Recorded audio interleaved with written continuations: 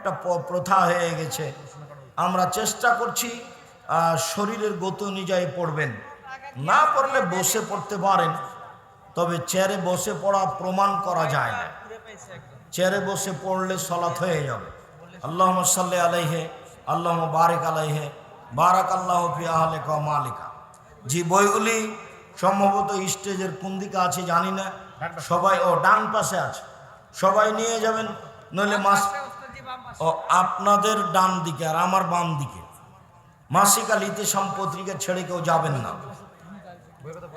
স্ত্রী পরহেজগার, কিন্তু স্বামী একই ঘরে যদি ধূমপান ও টিভি দেখে, তাহলে ওই ঘরে স্ত্রীর নামাজ হবে কি?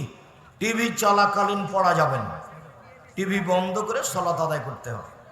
আপনি স্ত্রী হিসাবে চেষ্টা চালিয়ে যান, যা ক্ষতি করছে এর জন্য সে জবাবদেহি হবে, তাকে জবাব দিতে হবে।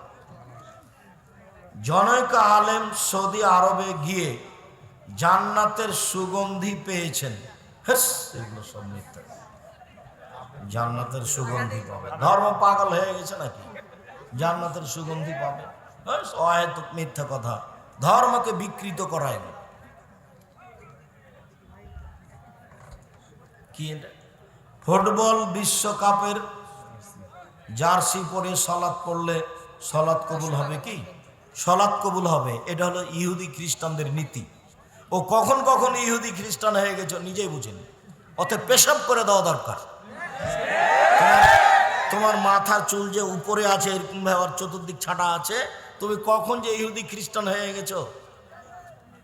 রাস্তাঘাটে যদি তোমাকে কিছু বলার মতো পরিবেশ থাকতো, তাহলে আমি যে তোমাকে কি বলতাম তা আমি হিসাবই করতে পারি না। তার মানে আমি তোমাকে পশু প্রাণী মনে করি, কষ্ট নেওয়ার কিছু নেই। তুমি কেন এভাবে মাথার চুল ছোট করলে? তুমি কেন আর জার্সি পরছো? এ কোন কথা?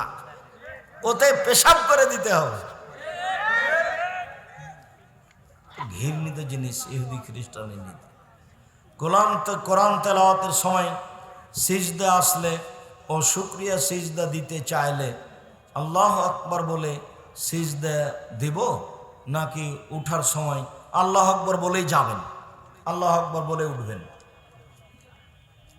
সালাতরত অবস্থায় যদি পাশের কোনো ব্যক্তি রাসূল সাল্লাল্লাহু আলাইহি সাল্লামের নাম নেই, সেক্ষেত্রে সালাতরত অবস্থায় রাসূল সাল্লাল্লাহু আলাইহি সাল্লামের প্রতি দুরূদ পড়তে হবে? জি না। সালাত শেষে মাসনুন দোয়া পড়ার সময় পাশের কেউ সালাম দিয়ে চলে যায়। অনেক সময় কেউ যদি পাশের সালাম দেয়, তাহলে আঙ্গুলটা এইভাবে উঠাবে, মুখে কিছু বলা হবে। সালাত অবস্থায় কেউ সালাম দিলে উত্তর হলো এইভাবে, দেখেন আঙ্গুল উঠানো হবে। এক আঙ্গুল হয়নি, সব ঠিক কিছু এক আঙ্গুল। মসজিদের মুয়াজ্জিন যদি দেরি করে আসে, তাহলে সবাই তাকে ধমকায়, গালিগালাজ করে, তার সম্পর্কে গীবত করে, তার কি হবে? সবাই পাপী। মুয়াজ্জিন ইমামের উপর আপনি এত ক্ষিপ্ত কেন? কয় টাকা দেন আপনি? তাকে নিয়মের উপরে থাকতে হবে, এটাই ঠিক। ইমাম হচ্ছে জিম্মেদার, আর মুয়াজ্জিন হচ্ছে আমানতদার। নির্ধারিত সময়ে তাকে আজান দিতে হবে, এটা তার উপর আমানত। আপনারা বলেন, যদি দেখা যায় যে চলছে না, তাহলে ওকে পাল্টে আরেকজন রাখেন। এইভাবে গালিগুলোজ ধমকানো যাবে না। ছোট দিনে আপনার জহুরের নামাজ কেউ 12টায় পড়তেছে, কেউ 1টায় পড়তেছে, কেউ 1টায় পড়তেছে, কেউ 1:30টায় পড়তেছে। ছোট দিনে যে বিভিন্ন সময় পড়ছে, কেউ 12:30, কেউ 1:15, কেউ 1টা, কেউ 1:15, কেউ 1:30। হ্যাঁ, 12:30টায় সময় হয়ে যায়, এটাই ঠিক। 12:15-20 সময় হয়ে যায়, এটাই ঠিক। চেষ্টা করবে প্রথম সময়ে পড়া, আওয়াল সময়ে সালাত আদায় করতে আল্লাহ রাসূল বলেছে। তবে 1টা পর্যন্ত, 1:10-15 পর্যন্ত প্রথম টাইমই আছে। 1:30টা প্রথম টাইম নয়, তো আসরের কাছে চলে গেছে। আইনে রাসূল বইয়ে কালেমা নেই কোনো। ও কেন? কালেমা মানে কি? মানে ওই 5টা কালেমা ওইভাবে আল্লাহ রাসূল বলেননি, সেই জন্য নেই। ওইভাবে প্রমাণ দেওয়া যাবে না। তো কালেমা তাওহীদ, কালেমা তামজিদ, কালেমা আর কি যেন এরকম ভাবে আছে, আমারও জানা নাই। কেউ যদি দান সাদকা করে আর যদি নামাজ না পড়ে তাহলে কি তার দান সাদকা কবুল হবে? মাঝে মধ্যে পড়ছে, ওকে আরও পড়ার জন্য চাপ দিতে হবে। একটা আরেকটার উপরে চাপিয়ে আরেকটা বাতিল করা হবে না। ওকে সালাত আদায় করতে বলেন আর দান করার জন্য অনুরোধ করেন। বাবা মা ছোটবেলায় আকিকা দেয় নাই, এখন আর আকিকা দিতে হবে না। 7 দিনের পরে আকিকা নেই, পুরাতন কথা এটাই ঠিক। 7 দিনের আগেও নেই, 7 দিনের পরেও নেই। যে যাই বলুন, হাদিস জয়ীফ আশ্রয় নিয়ে কোনো লাভ নেই। যেমন 7 ভাগে কি কুরবানি চলে না, ঠিক এটাও তাই। মৃত্যু মা বাবার নিয়তে সন্তান ওমরা হজ করে দিতে পারবে? জি না, ওমরা করতে পারবে না, হজ করতে পারবে, তবে আগে ছেলেকে হজ করতে হবে। যেই বাপ মা বা যারই নামে হোক, কেউ যদি কারো নামে হজ করতে চায় তাহলে আগে নিজেকে কি করতে হবে? হজ করতে হবে। 1 বছর নিজেকে করে নিতে হবে, পরের বছরে যাবে। বাপের নামে করুক, মায়ের নামে করুক, দেশবাসীর কারো নামে করুক, ওমরা নয়, কারো নামে ওমরা নেই। আমার উপার্জনের মধ্যে মধ্যে হালাল হারাম দুইটাই আছে। আমার করণীয় কি? আপনি হারাম থেকে বেঁচে আসেন, এটাই করণীয়। চেষ্টা চালান। অনেক বক্তা আপনাকে গালি দেয়, তো ভালো, ওই গালির যদি আমি হকদার হই তাহলে ঠিকই, আর যদি না হই তাহলে আমার হবে নেকি, আর এটা তার উপরে ফিরে যাব। আরেকটা অংশ আছে, কিন্তু বলেন না কেন? ও, আমি কোনোদিন কারো ব্যাপারে কথা বলা প্রয়োজন মনে করিনি, কাজেই আমি কোনোদিন বলিনি। আমি একবার ইন্ডিয়াতে এক লোক আমার নামে বিজ্ঞাপন পোস্টার, ইশতেহার, বিজ্ঞাপন ছড়িয়েছিল বিরুদ্ধে। তো বলছে আপনি একটু তার জন্য মুখ খুলবেন না? তা আমি বললাম যে আমার তো প্রয়োজন নাই, আর ও এইভাবে আমাকে পিছে হটাতে পারবে না। ও মানুষের কাছে ধুয়ে যাবে, ও মানুষের কাছ থেকে ধুয়ে গেছে একবারে। আর বিশ্বের বাঙালি এক চাটিয়ে চেয়ে আছে ভালোবাসা দিয়ে আব্দুর রাজ্জাক বিন ইউসুফ। যারা গালি দিছে, আল্লাহ তুমি তাদের হেদায়েত করো, আর গালিটাকে আমার জন্য রহমত করে দাও। আমার কারো ব্যাপারে প্রতিশোধ নেওয়ার প্রয়োজন নেই। আমি কেক বিক্রি করি, আমার কেক অনেকেই খাওয়ার জন্য নেই, ও জন্মদিনের জন্য নেই। তুমি তো আর জন্মদিনের জন্য তৈরি করোনি, বাস কোনো সমস্যা নেই। জন্মদিনের জন্য যদি তুমি তৈরি করো তাহলে বিপদ আছে। না, ওটা তুমি লিখে দিও না, ও তোমার কাছ থেকে কিনে নিয়ে যে লিখবে। আমি ব্যবসা করি, ব্যবসা করতে কাস্টমার সাথে প্রতারণা করছি।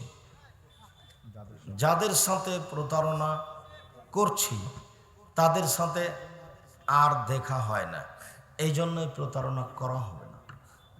লাভ ডবল করো, কিন্তু প্রতারণা যেন হয় না। লাভ ডবল করো জায়েজ, ওটা হাদিস বুখারী মুসলিম। কিন্তু চলন্ত বাজার কাপড়টার দাম 150, তুমি নিলে 300, 150 নিলেও 50 টাকা লাভ আছে, তুমি নিলে 300, এর নাম প্রতারণা। তখন ব্যবসা 6 মাসের মধ্যে বাইরে খেয়ে যাবে।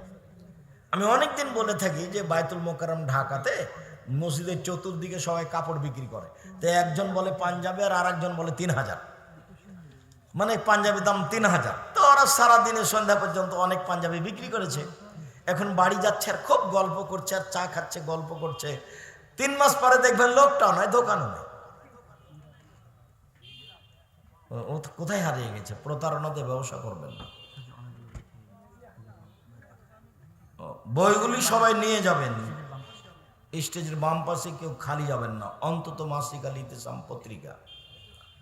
সূরা ফাতিহা পর আমাদের আমিন ও কি ফেরেশতাদের আমিন মিলে গেলে গুনাহ মাফ হয়। প্রশ্ন হচ্ছে, এ ফেরেশতারা কোন স্থানে থাকে? এইটা আপনার জানার দরকার। আপনার পাশে আছে, ও কি আপনার আকৃতিতে আছে? আপনার চিন্তার প্রয়োজন আছে।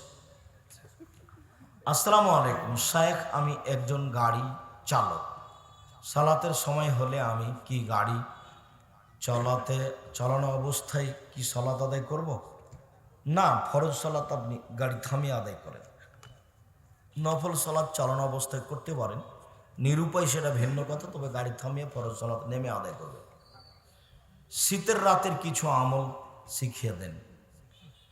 শীতের রাতের কিছু আমল কি শিখাবো?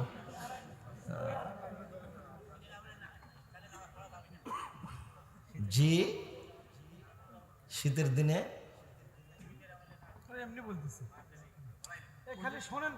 তাহাজ্জুদ পড়েন, কষ্ট করে উঠেন, অনেক নেকি হবে। রাতে কোরআন তেলাওয়াত করেন, সুবহানাল্লাহি ওয়া বিহামদিহি বেশি বেশি পড়েন, সুবহানাল্লাহি ওয়া বিহামদিহি সুবহানাল্লাহিল আযীম। বিচারের মাঠে নেকির পাল্লাতে সবচেয়ে ভারী নেকি ভালো আচরণ। ভালো আচরণ কি জিনিস? ভালো কথা, ভালো কর্ম, এটা সবচেয়ে ভারী নেকি। এরপরে যেটা ভারী নেকি সেটা হলো সুবহানাল্লাহি ওয়া বিহামদিহি সুবহানাল্লাহিল আযীম। এর কোনো বার নাই, যে যা পারেন পড়েন। সুদের টাকায় মসজিদের টাইলস নেওয়া যাবে কি? জেনে শুনে লাগাবেন না। যে টাকা দিয়েছে তাকে জিজ্ঞাসা করার প্রয়োজন নেই যে এটা কিসের টাকা। আপনি লাগিয়ে দেন, আপনি নেকি পাবেন, কাজে মসজিদে সালাত চলবে, ও নেকি পাবে না। কিন্তু আপনি জানছেন সুদের টাকা দিয়ে গেল, তখন আপনি মসজিদে লাগায়েন না। আপনি নিজে থেকে জিজ্ঞাসা করার প্রয়োজন নেই। মাসিকের পর ব্যবহৃত জামা ও বিছানা না ধুলে নামাজ হবে কি? এইটা আপনার একটা গুরুত্বপূর্ণ জিজ্ঞাসা। স্বামী স্ত্রী মিলনের পরে বিছানা ধোয়ার প্রয়োজন নেই। স্বামী স্ত্রী মিলনের পরে ছায়া, জামা কাপড়, আপনার শাড়ি, এগুলো ধোয়ার প্রয়োজন নেই। বিছানা তো বহু দূরের কথা, ও তো হিন্দুদের কাজ হয়ে গেল। শুধুমাত্র শুক্র কীট যেখানে লেগেছে সেইটুকু ভিজা কাঁচা থাকলে পানি দিয়ে ধুয়ে দেন, আর শুকিয়ে গেলে তো গেছে, আর কোনো কথা নেই। আপনি নিজে গোসল করবেন, এটা প্রয়োজন। সন্ধ্যা রাতে মিলনের পরে সকালে ফজরের টাইমে গোসল করেন, কোনো সমস্যা নেই। অজু করে ঘুমাবেন। জি, জানাজার সালাতে কিরাত কি জোরে পড়তে হবে? জানাজার সালাতে কেরাত জোরে আসতে দুটাই ঠিক, জোরে আসতে দুটাই ঠিক, তবে জোরের চেয়ে ধীরে হাদিসের সংখ্যা বেশি। কুরবানির গোশত কি 7 ভাগে ভাগ দেওয়া যায়? এটা নতুন কথা। কেন 7 ভাগ করবে? ভাগ নেই, ফকির মিসকিনকে দিবেন আর নিজে খেয়ে নেবেন। দিচ্ছ এটা? আমার জন্য দোয়া করবেন, আমার মনে বড় স্বাদ বিদ্যা অর্জন করে জাতিকে সঠিক পথে আনবো ইনশাআল্লাহ। আল্লাহ তোমার উদ্দেশ্য কবুল করুক। খুব বেশি পড়তে হবে, জীবন বাজি রেখে রাত দিন পড়া ছাড়া কোনো ভালো পথ পাওয়া সহজ নয়। বক্তা বক্তৃতা দিচ্ছে মিথ্যা, আমি শুনতেছি, আমি কি করব? আপনি পরে পরামর্শ দিয়ে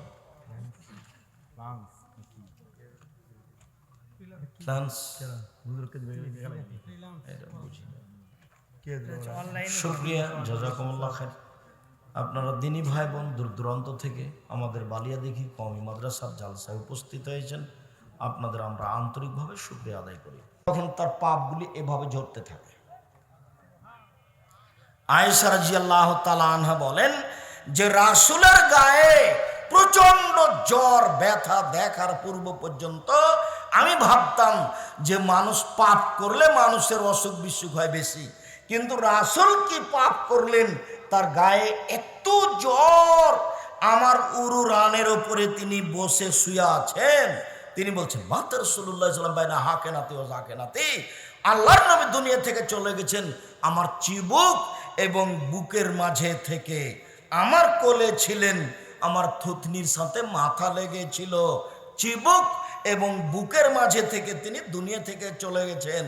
আমার একটা আনন্দের বিষয় যে যখন তিনি আমার বুকের উপরে ছিলেন তখন আমার ভাই আব্দুর রহমান মেশাক নিয়ে বাড়িতে ঢুকলেন, তো তার মেশাকের দিকে তাকাচ্ছেন।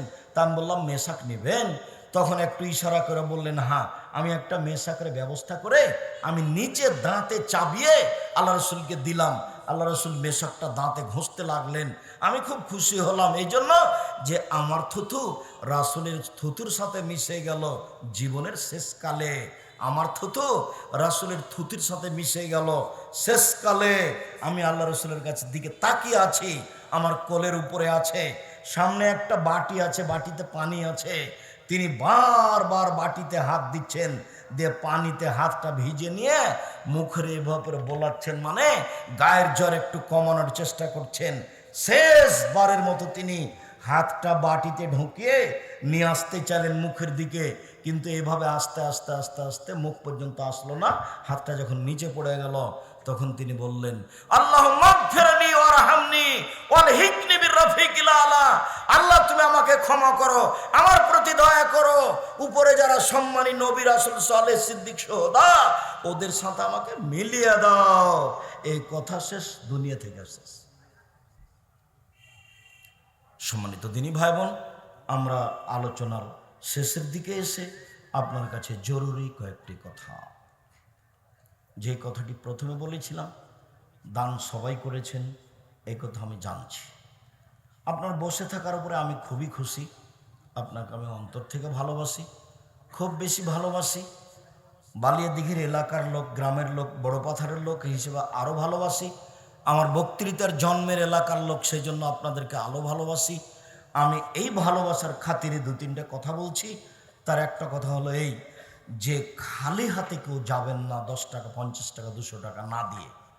আর 22-23 ডিসেম্বর সম্মেলন রাজশাহীতে, আর 3রা ফেব্রুয়ারি সম্মেলন দিনাজপুরে, আর 2-3 মার্চ সম্মেলন রূপগঞ্জ, নারায়ণগঞ্জ, ঢাকায় মর্মে সকল দিনই ভাই বোনকে এই মাদ্রাসায় সম্ভবপর 10 টাকা, 50 টাকা, 200 টাকা বৈঠকি দান, বৈঠকি দান থেকে কেউ ফিরে যাবেন না। সেটা যেটুকু পকেটে করে নিয়ে যাচ্ছিলেন সেখান থেকে 20 টাকা, 50 টাকা হোক। ও আর বই আছে, মাসিকা লিতেশন পত্রিকা আছে, ওটা আমি ভুলে গেছিলাম, আব্দুল্লাহ লিখা মিন্নাতুল বাড়ি বই আছে, সব বইগুলি আছে। মনটাকে কোনো সময় খাটো করবেন না, সব বইগুলি নিয়ে যান। আর বৈঠকি দান কেউ চলে যাবেন না, আমি আপনাদের জন্য